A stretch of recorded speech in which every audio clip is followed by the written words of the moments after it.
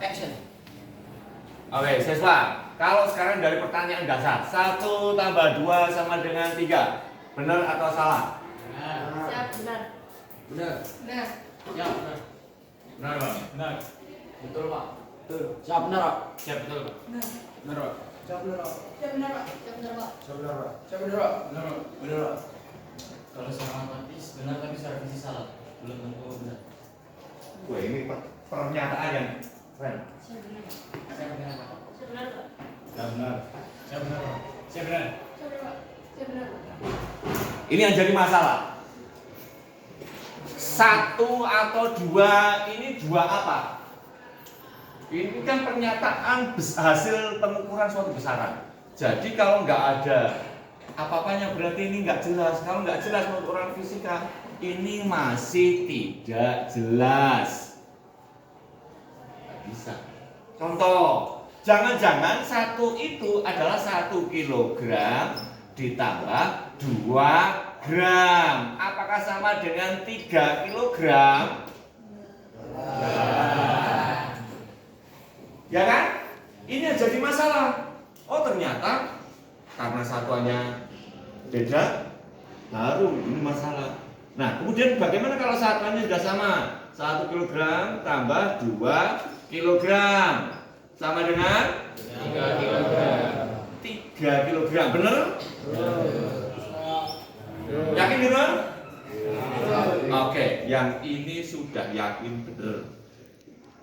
Nah, lebih yakin? Oke, 3 kali.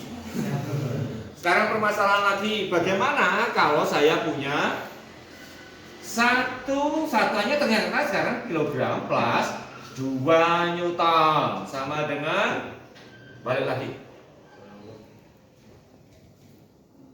jadinya berapa? 1 kilogram tambah 2 newton. Hasilnya berapa? Sama, Pak. 1 kilogram tambah 2 newton. Aduh, lebih gak jelas. Malah tidak tahu. 1,2. Oke, lanjut. Gak tahu. Aduh. 1,2 kilogram. Aduh.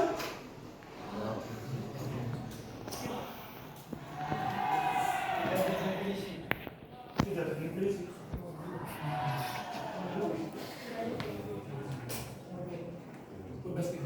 12 newton. Betul. Tetap kayak gitu nih. Aduh, kayak gitu langsung. Yang enggak berubah. Tidak berubah. Sama yang mana? Tidak berubah. Tidak berubah. Enggak tahu. 21 kilogram. Waduh, 21. Wah, lebih gak masuk akal lagi. Hanya Bapak yang tahu, Pak. Enggak. Enggak, hanya saya. Saya tidak bisa Ya tetap kayak gitu. Karena apa? Karena ini dua jenis yang berbeda. Kalau dua jenis yang berbeda tidak bisa dimakan. Jadi salahnya itu di sini. Karena ini dua oknum yang berbeda. Ini jenis kelaminnya laki-laki, ini bukan jenis kelamin. Ini satu kucing ditambah dua tikus. Enggak akan bisa terselesaikan. Oke, lagi. Sekarang bagaimana dengan 1 newton ditambah 2 newton? Apakah sama dengan 3 newton? Iya. Ya. Benar, Pak. Ya. Ya. Benar. Oke, siapa yang mengatakan benar? Siapa yang mengatakan salah? I am the only one, ya kan? Contoh, kamu sendiri ini. Saya tunjukkan dengan sama dan dalam tempo singkat-singkatnya. Artono. Kamu berdiri. Kamu berdiri sini. Siapa namanya? Misalnya Cecilia ditarik dengan gaya 1 newton oleh Dimas. Ditarik, kamu sana. Tunjuk. Nah, Sisil ditarik Dimas sebesar 1 newton ke arah sana. Tetapi Sisil juga ditarik oleh Rafli ke arah sana 2 newton. Apakah sama dengan kalau sekarang bagaimana kalau rafting nariknya ke arah sana? Tetap 2 Newton. Ya. Bagaimana kalau sekarang nariknya ke sini? Bagaimana juga kalau nariknya sama-sama ke arah sana? 1 Newton dan 2 Newton. Apa bisa sama dengan 3 Newton? Bisa. Sekarang yang ini bisa, tapi begitu rafting geser. Apa jadi 3 Newton? Apakah ini jadi sama dengan 3 Newton juga? Bagaimana dengan pada saat sang tarik menarik ke sana? Jadinya berapa Newton pada saat kayak gini? 1 Newton. Nah, kalau gitu siapa di antara Rafli dan Dimas yang lebih menarik? Mana siapa yang lebih menarik? Bukan. Kalau saya Sisi.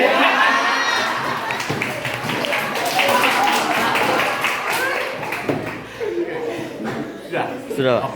Ya, terima kasih. Udah, Pak. Action, Pak. Dari sana dulu, dari sana dulu. Oh, sana, Pak. Siap. Jadi kalau kita perhatikan siswa, kenapa yang 1 kg tambah 2 kg kok bisa langsung dijumlahkan? Sementara yang 1 Newton tambah 2 Newton tidak bisa langsung ketemu 3 Newton. Oh, karena masing-masing tergantung pada arah. Oh, kalau gitu ini adalah jenis binatang-binatang yang memiliki arah tertentu. Yang kemudian ini kita sebut sebagai besaran vektor. Kalau besaran vektor nggak bisa langsung dijumlahkan karena masing-masing punya arah sendiri. Misalnya ini mengarah ke atas, yang ini mengarah ke bawah. Beda sekali dengan yang. Bagaimana dengan yang satuan massa? Kenapa bisa langsung dijumlahkan? Karena skala dia bisa langsung dijumlahkan. Ini intinya kita belajar fisika yang kemarin kamu tahu. Mulai bisa terima? Siap. Oke, kalau gitu yang namanya skala dan vektor itu bedanya di mana? Enggak. Skala punya besaran, kalau vektor punya besaran mana? Jadi bedanya skala nggak punya. Sekarang nggak punya arah. Maksudnya nggak punya arah itu di mana?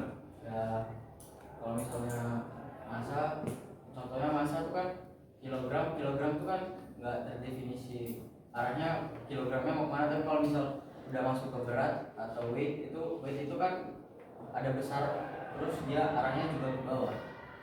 Oke, bagus sekali. Ada lagi yang punya pendapat yang berbeda? Oke, mau lebih spesifik lagi, yang namanya vektor itu kalau dia diubah arahnya karena dia punya arah tertentu. Nah, intinya adalah punya arah tertentu. Kalau diubah arahnya pasti akan mengalami efek, ada pengaruh. Contoh, sekarang kita mendefinisikan kamu di sini, di situ. Kebalik, kamu yang di sini. Saya tanya ke Rafli, di manakah posisi kibat? Berapa meter dari kamu? 1. Ternyata menyatakan posisi 1 meter itu ada arahnya. Kenapa? 1 meternya menurut Rafli bisa jadi bisa di sana, bisa ke saya. Kalau misalnya saja Dimas berada di sini, ini juga masih 1 meter. Tapi khusus kibat ternyata 1 meter dengan arah jam 3. Oh iya. Ya. Yes. Paham? Yes. Ada pernyataan arah. Oh, ke sana berarti posisi besaran. Vektor.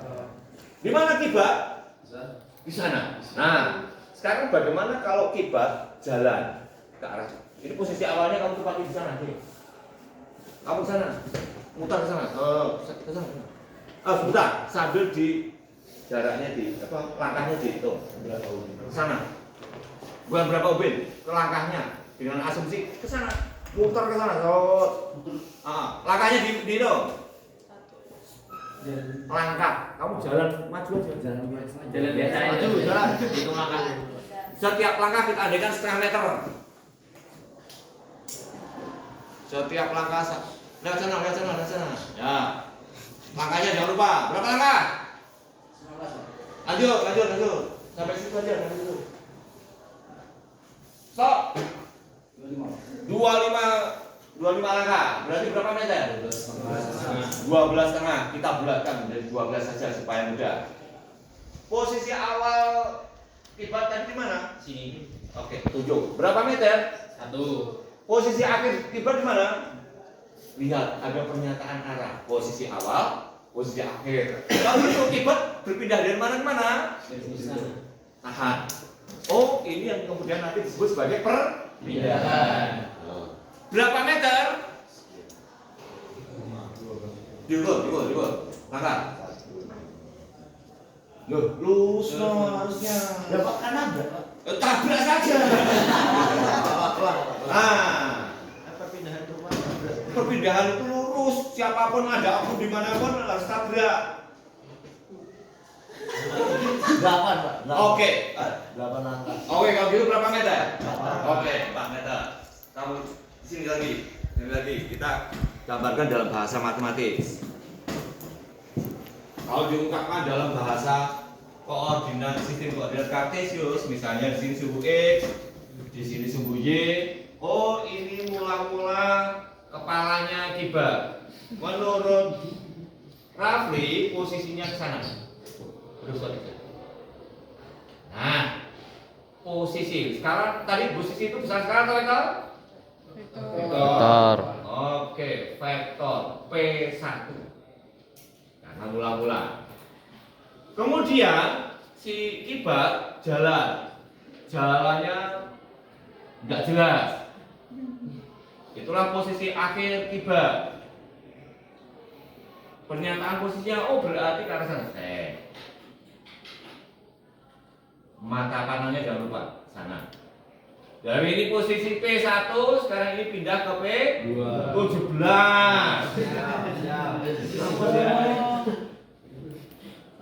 P17 tahu? Tahu. Apa? Posisi. Kalau gitu, ini tadi besaran apa? Perpindahan. Biasanya simbolnya dong?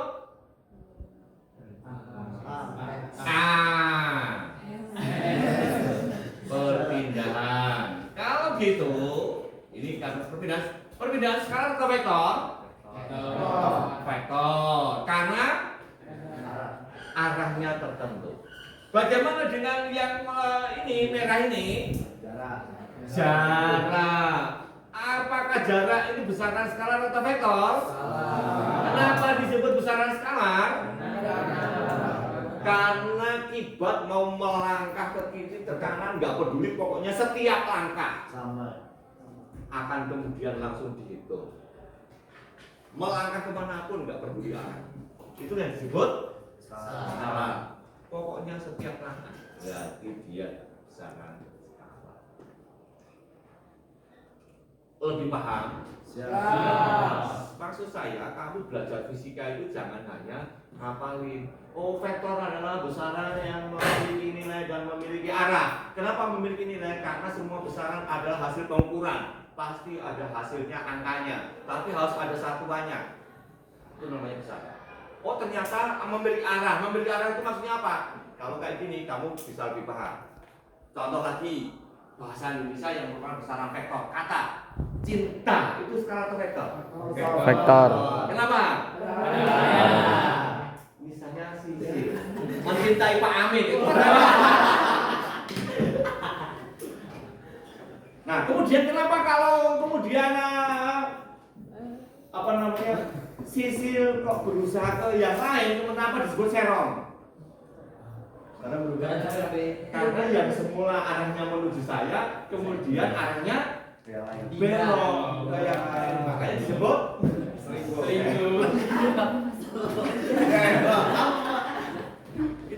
Itu termasuk dalam fisika juga. Jadi perpindahan itu sama dengan tadi perserongan tadi. Itu bahasa Indonesia fisika Indonesia. Fisika bahasa. Makasih, coba dulu.